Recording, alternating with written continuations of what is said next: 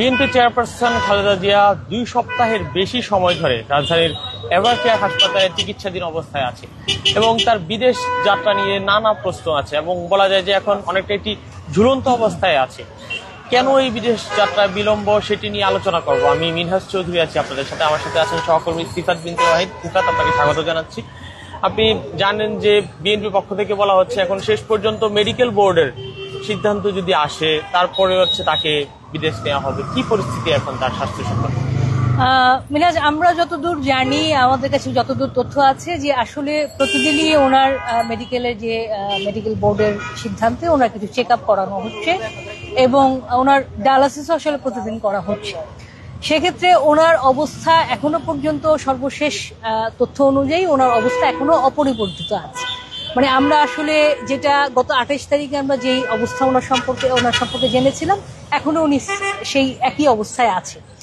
সেক্ষেত্রে গতকালকে একটা শেষ আপনার প্রেস ব্রিফিং হয়েছে বিএনপির যে স্থায়ী কমিটির সদস্য এবং বিএনপি চেয়ারপারসন বেগম খালেদা জিয়ার ব্যক্তিগত চিকিৎসক doctor Zahid Hossain, doctor AZM Zahid Hossain. উনি বলেছেন যে ওনার এখন যে কন্ডিশন, এটা আসলে ওনাকে নিয়ে যাওয়ার মতো, ওনাকে ফ্লাই করার মতো কন্ডিশন ওনার নেই। সেক্ষেত্রে আসলে মেডিকেল বোর্ড যতক্ষণ পর্যন্ত না এই সিদ্ধান্তে পৌঁছাবে যে ওনাকে এখন নিয়ে যাওয়া যাবে, ওনাকে নিয়ে যাওয়া আসলে পসিবল না।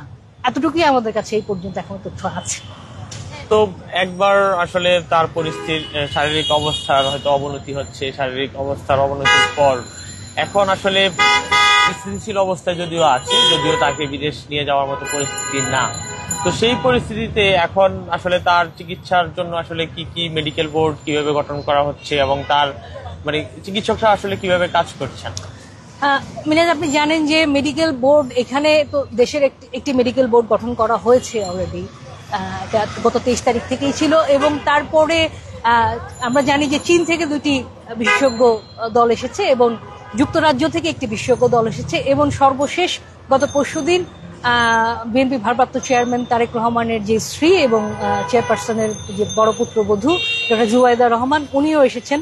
ওনাদের সমন্বয়ে যে মেডিকেল বোর্ডটা গঠন করা হয়েছে, তারাই আসলে সার্বিক দিক আসলে বিবেচনা করছেন।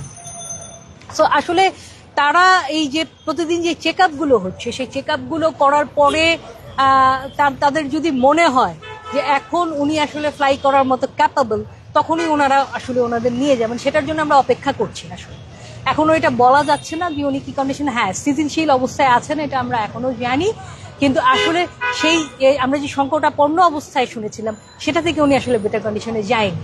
তার মানে হচ্ছে উনি আসলে ফ্লাই করার মতো আসলে ক্যাপাবল এখনো হয়ে ওঠেনি। আপনি জানেন যে বিএনপি চেয়ারপারসন খালেদা জিয়া তিনি দীর্ঘ একটি সময় ধরে দলের নেতৃত্ব দিয়েছেন এবং দিয়ে যাচ্ছেন বলা যায়। এই সময়টাতে আসলে তিনি যেহেতু এখন শারীরিকভাবে অসুস্থ বোধ করছেন, তিনি হাসপাতালে ভর্তি, সামনে জাতীয় নির্বাচন আছে। তো জাতীয় নির্বাচন কেন্দ্র করে দলের প্রায় দলের যে জোটগুলো আছে সেই জোট ছাড়া বাকি সব আসনেই প্রায় প্রার্থী ঘোষণা করা হয়েছে এবং সকল রাজনৈতিক দলরাই এখন নির্বাচনের মুখী, সেটি বলতে পারি। এই সময়টাতে বিএনপির ভারপ্রাপ্ত চেয়ারম্যান তারেক রহমান এখনো পর্যন্ত দেশের বাইরে। তো তার মায়ের এই অসুস্থতা ঘিরে তিনি দেশে আসবেন যেমনটি আসলে বলা যাচ্ছিল এবং আপনি জানেন যে তফসিলের একটি সময় ঘোষণা করা হবে, সেটি নিয়ে আজ মিটিংও চলছে নির্বাচন কমিশনে। তো সব মিলিয়ে আসলে তারেক রহমানের দেশে ফেরা নিয়ে আপনার কাছে কি আপডেট আছে? দেখেন, আমরা এটা অনেক আগে থেকেই বলে আসছি যে উনি আসলে তফসিল ঘোষণা করার পরেই দেশে ফিরবেন। কারণ নির্বাচন নিয়ে একটা ধোঁয়াশা সৃষ্টি হয়েছিল, যেটা নানা ধরনের ইস্যু নিয়ে। আমরা তো জানি যে আসলে নির্বাচনটা সকলেই চাচ্ছেন, কিন্তু নির্বাচনের প্রক্রিয়া নিয়ে নানা ধরনের মতবিরোধ আছে।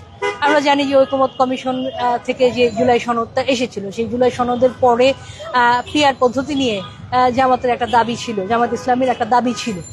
তো সেই জায়গায় বিএনপি সবসময় এটার বিরোধিতা করে এসছে।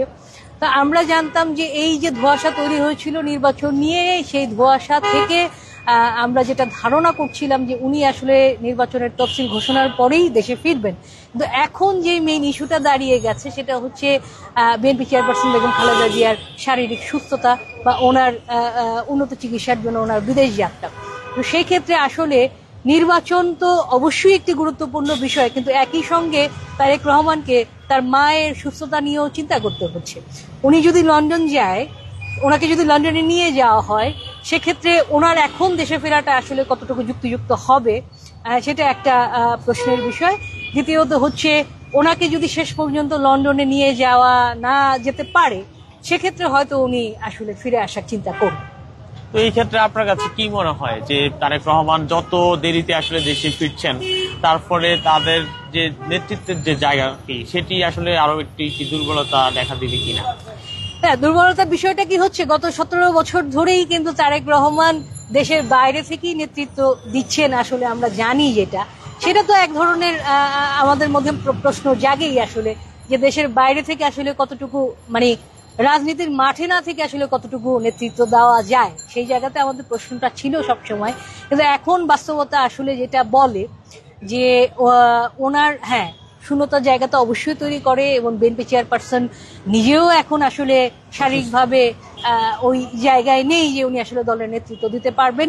সেক্ষেত্রে আসলে দলের মধ্যে একটা শূন্যতা জায়গা তৈরি হচ্ছে। আমরা জানি যে আজকে সকাল থেকেই বিএনপি আরেকটি নতুন কর্মসূচি, এতদিন কিন্তু বিএনপি চেয়ারপারসনের অসুস্থতার কারণে আপনার সব ধরনের কর্মসূচি বন্ধ ছিল, কিন্তু আমরা জানি যে আজকে সকাল থেকেই দেশ গড়ার কর্মসূচির যে ওনাদের যে একটা প্রস্তুতি ছিল, আগাম প্রস্তুতি, সেটা শুরু হয়েছে বিজয় দিবসে, এবং সেখানে তারেক রহমান ভার্চুয়ালি উপস্থিত ছিলেন।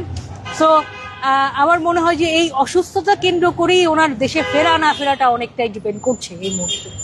আপনি জানেন যে বিএনপি চেয়ারপারসন খালেদা জিয়া তিনি একজন আসলে আপসহীন নেত্রী বলে থাকে তাকে, এবং এখন 5ই আগস্টের পরবর্তীতে সকল রাজনৈতিক দলগুলো তাকে যেভাবে আসলে সম্মান করছে অথবা শ্রদ্ধা হিসেবে তার বিভিন্ন কথা আসলে মানার চেষ্টা করছেন অনেকে। তো সেই হিসেবে একজন নেত্রী এখন যেহেতু নির্বাচনকে কেন্দ্র করে এখন অসুস্থ অবস্থায় আছে, তিনি যদি আসলে একবারে সুস্থ থাকতেন তাহলে বিএনপি যেভাবে আসলে দল হিসেবে আরো বেশি জাগ্রত হতো। এছাড়া রাজনৈতিক দলগুলোর মধ্যেও কি একটা পারস্পরিক সম্পর্ক আরো বেশি বৃদ্ধি পেত কিনা, আপনার কাছে কি মনে হয়? না, আমার সেটা তো আছেই, কিন্তু আমার মনে হয় যে ওনার অসুস্থতাও কিন্তু এক ধরনের রাজনৈতিক সম্প্রীতি তৈরি করেছে।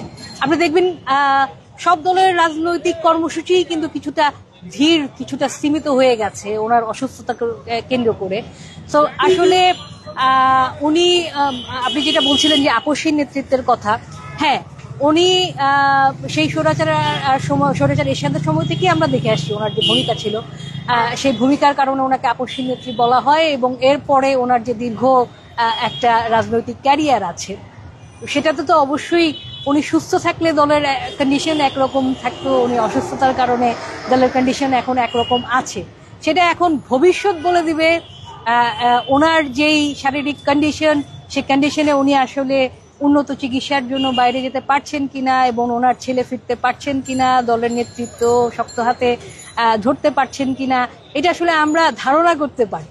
আমরা কেবল ধারণা করতে পারি, সে ধারণা জায়গা থেকে বলতে পারি, কিন্তু বাস্তবতা আসলে ভিন্ন। আচ্ছা, আমরা একটু শেষভাবে একটু অন্য প্রসঙ্গে যাই, যদিও এটি শারীরিক অসুস্থতার বাইরে। সেটি হচ্ছে বিএনপি, যেহেতু জানেন আপনি, প্রথমে 237টি আসনে তারা প্রার্থী ঘোষণা করে, পরে আরো 36টি আসনে তারা প্রার্থী ঘোষণা করে।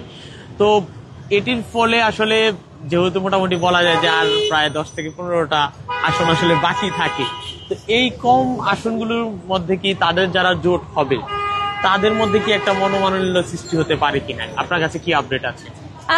মনোমালিন্যের বিষয়টা আমরা আসলে মাসখানিক ধরেই শুনছি যে আসলে জোটের মধ্যে যে আসন বন্টন নিয়ে যে একটা সমঝোতা হওয়ার কথা ছিল, সেটা আমরা শুনতে পাচ্ছিলাম গত দেড় মাস ধরেই, যে তাদের মধ্যে একটা মতবিরোধ তৈরি হচ্ছে এবং দর কষাকষি চলছে এক ধরনের। সেই জায়গা থেকে তো আমরা দেখতে পেলাম সর্বশেষ যে 237টি আসনের পরে 36টি আসনে ঘোষণা করার পরে ওইভাবে প্রকাশ্যে হয়তো কেউ বলছে না, কিন্তু ভেতরে ভেতরে যারা আসলে যুগপৎ আন্দোলনের সঙ্গী ছিলেন তাদের মধ্যে এক ধরনের অসন্তোষ দেখা দিয়েছে। সেটা আসলে এখনো পর্যন্ত কিন্তু কনফার্ম না। 237টার পরে 36টা আসন ঘোষণা করার পরেও কিন্তু এখনো কিন্তু এগুলো চেঞ্জ করার এক ধরনের জায়গা আছে। এবং সেটা বিএনপি মহাসচিবই বলেছে যে প্রয়োজনে এই যেই প্রার্থীদের ঘোষণা করা হয়েছে এগুলো পরিবর্তন হতে পারে। সো আমরা আসলে সামনে কি হয় সেটা দেখার অপেক্ষায় আছি। অনেক ধন্যবাদ সিফাত আপনাকে Thank you যুক্ত থাকার আপনাকে, জন্য। মিনহাজ।